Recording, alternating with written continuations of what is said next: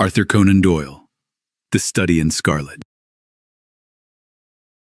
Chapter 2. The Science of Deduction.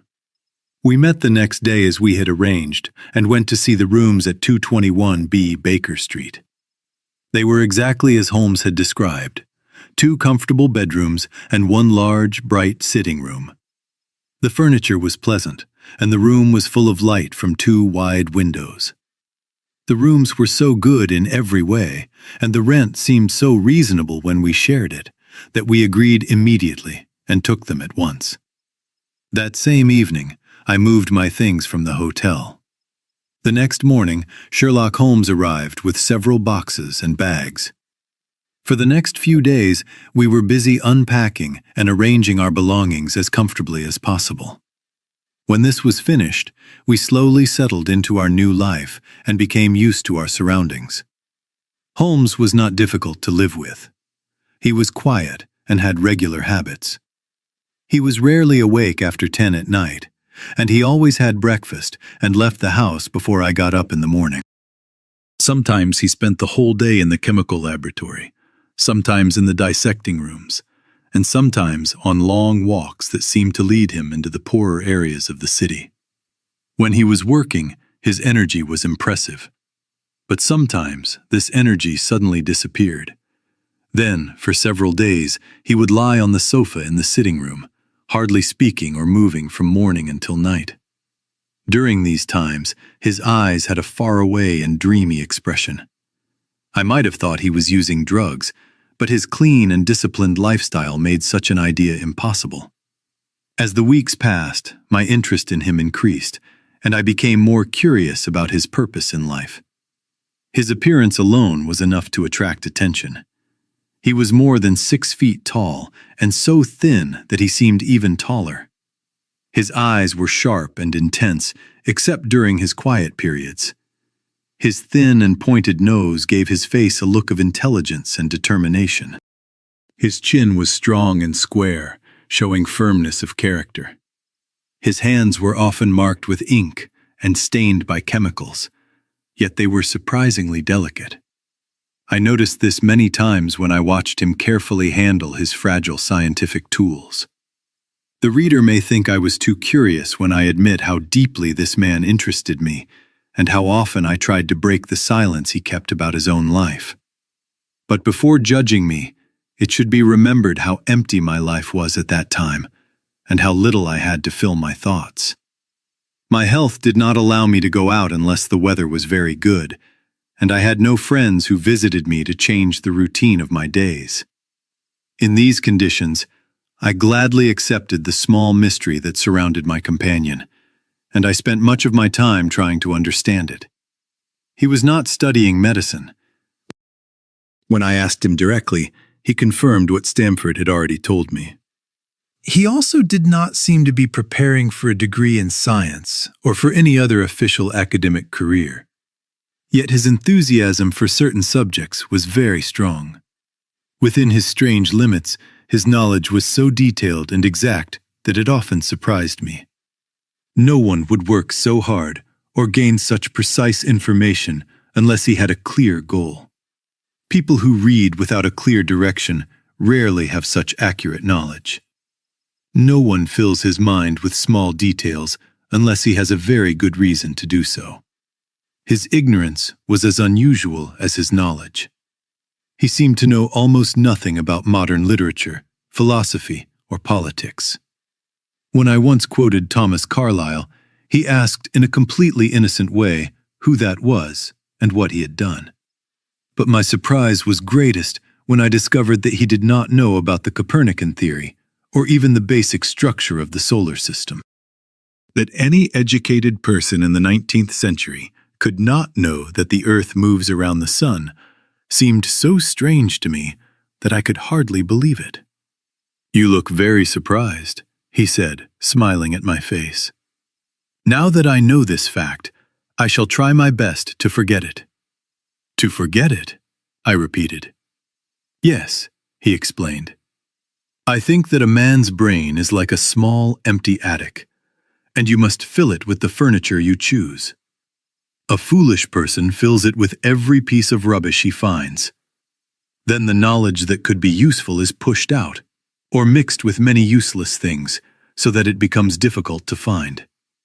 A skilled worker, however, is very careful about what he puts into his brain attic. He keeps only the tools that help him in his work, but he keeps many of those, and he keeps them in perfect order. It is wrong to think that this small room can grow without limit. You can be sure that when you add new knowledge, you forget something else. That is why it is so important not to let useless facts push out the useful ones. But the solar system, I protested. What does it matter to me? He interrupted impatiently. You say that the Earth goes around the sun.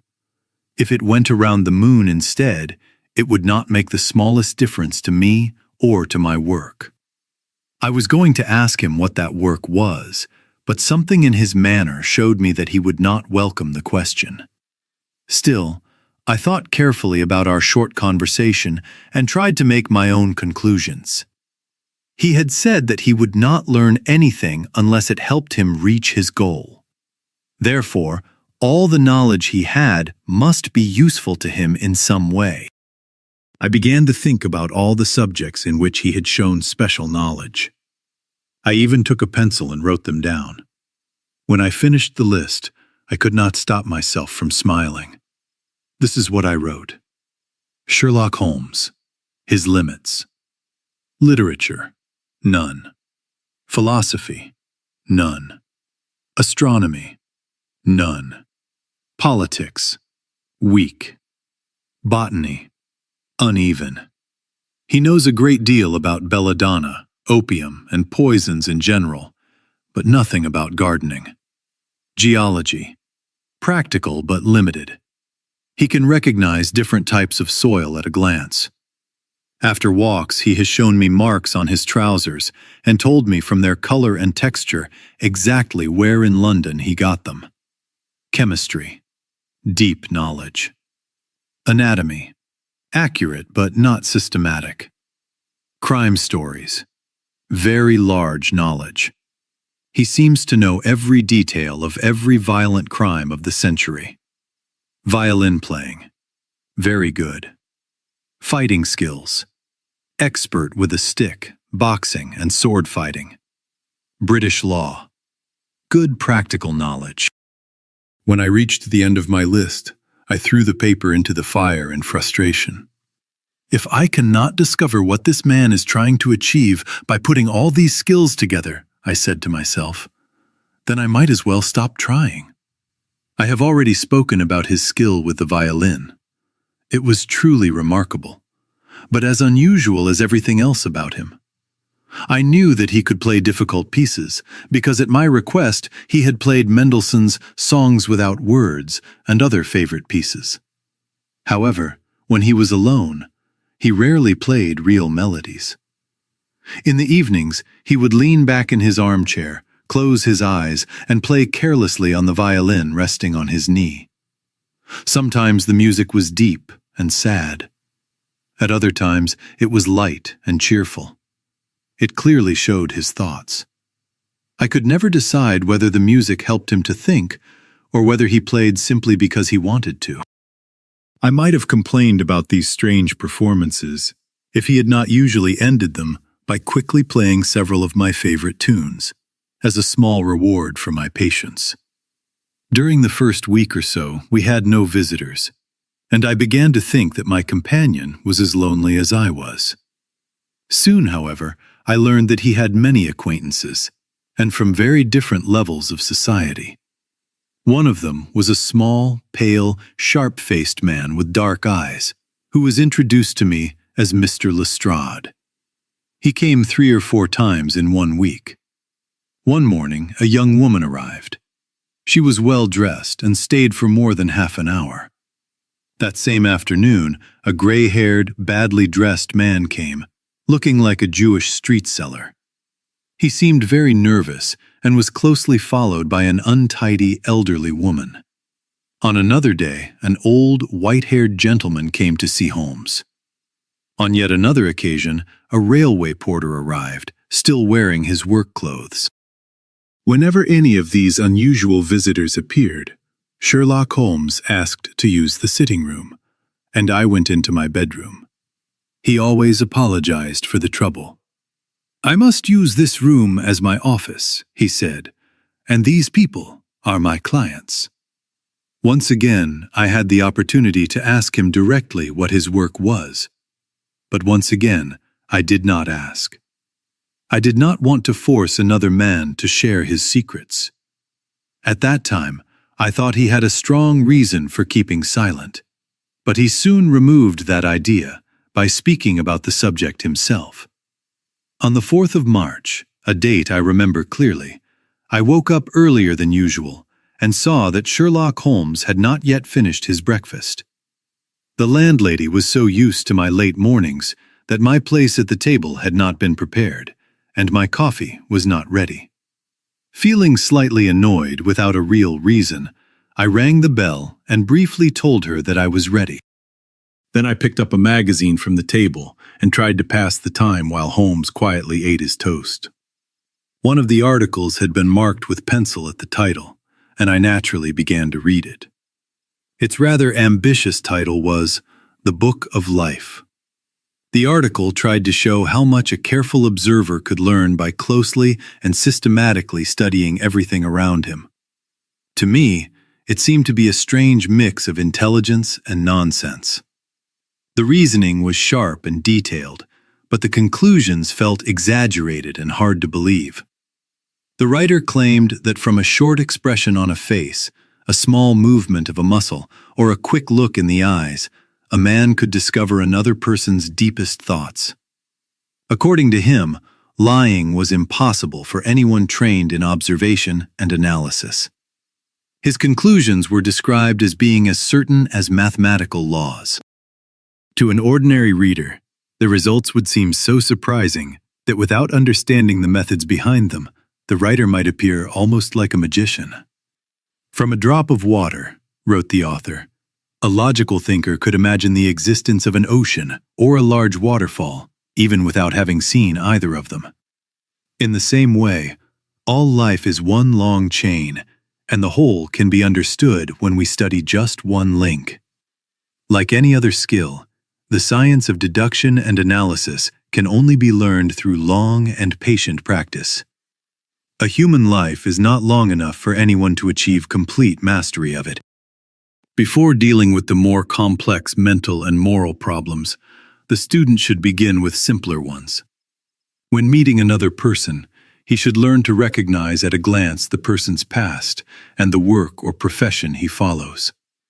Although this may seem childish, it sharpens the powers of observation and teaches where to look and what to notice.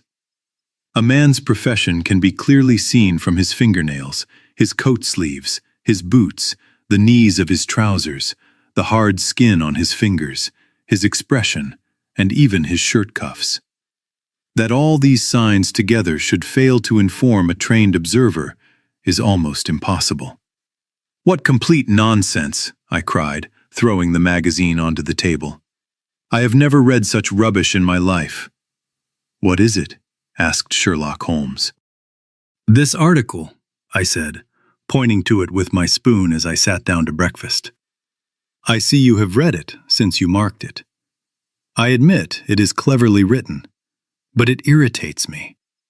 It is clearly the work of some armchair thinker who creates clever ideas in the comfort of his study. It is not practical at all. I would like to see him placed in a crowded third-class railway carriage and asked to name the professions of all the passengers. I would bet 1,000 to 1 against him." "You would lose your money," Sherlock Holmes said calmly. "As for the article, I wrote it myself." "You?" "Yes. I have a natural ability for observation and deduction.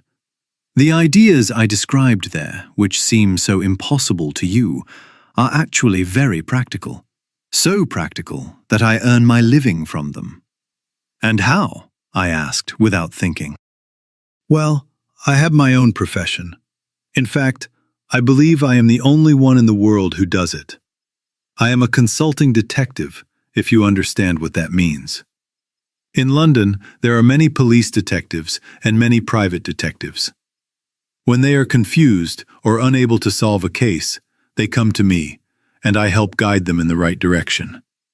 They bring me all the facts, and with my knowledge of past crimes, I can usually explain the case clearly. Crimes often look similar. If you know the details of 1,000 cases, it would be strange if you could not solve the next one. Lestrade is a well-known detective. He recently became confused about a forgery case, and that is why he came to me. And these other people? I asked. They are mostly sent by private detective agencies, he replied. They are people who are in trouble and need advice. I listen to their story, they listen to my explanation, and then I receive my payment. But do you really mean, I asked, that without leaving this room, you can solve problems that other men cannot understand, even though they have seen all the facts themselves? Yes, exactly. I seem to have a natural instinct for such matters. Sometimes, however, a case is more complex. Then I must go out and observe things myself. You see, I have a large amount of special knowledge, which I use for each problem, and that makes the work much easier. The rules of deduction described in that article which annoyed you are extremely useful in real life. Observation is natural to me. You were surprised when I told you, at our first meeting, that you had come from Afghanistan.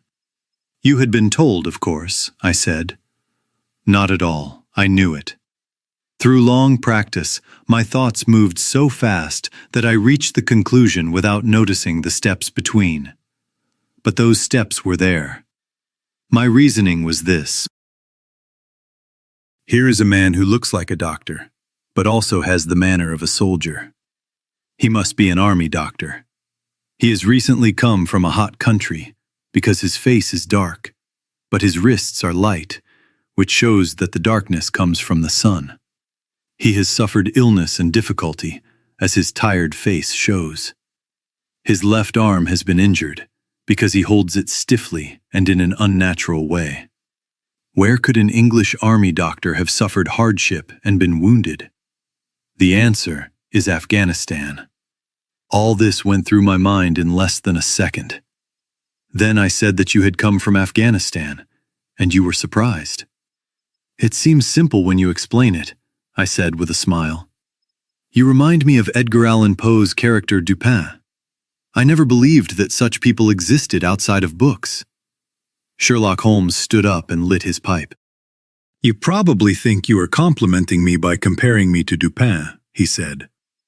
Personally, I think Dupin was a very weak example. His habit of suddenly breaking into his friend's thoughts after a long silence is nothing more than a cheap trick. He certainly had some skill in analysis, but he was not nearly as great as Poe made him seem. Have you read the books of Gaboriau? I asked. Do you think Lecoq is a better detective? Sherlock Holmes smiled in a cold and mocking way.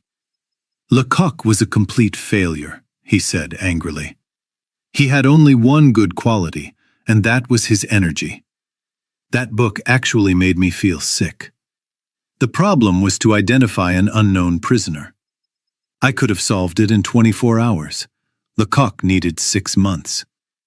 The book could be used as a lesson for detectives, to teach them what not to do. I felt annoyed that 2 characters I admired had been rejected so rudely. I walked to the window and looked out at the busy street. This man may be very intelligent, I thought to myself, but he is certainly very arrogant. There are no crimes and no criminals these days, he complained. What is the use of intelligence in our profession? I know I have the ability to make my name famous. No man alive, or who has ever lived, has studied crime more deeply or has greater natural ability to detect it than I have. And yet what happens? There are no crimes to solve, or at most some simple wrongdoing with motives so clear that even an officer from Scotland Yard can understand them. Still annoyed by his proud tone, I decided to change the subject. I wonder what that man is looking for, I said, pointing to a strong, simply dressed man on the other side of the street. He was walking slowly and carefully, looking at the house numbers. He carried a large blue envelope and clearly had a message to deliver. "You mean the retired Marine sergeant," said Sherlock Holmes calmly. How absurd, I thought. He knows I cannot possibly check that.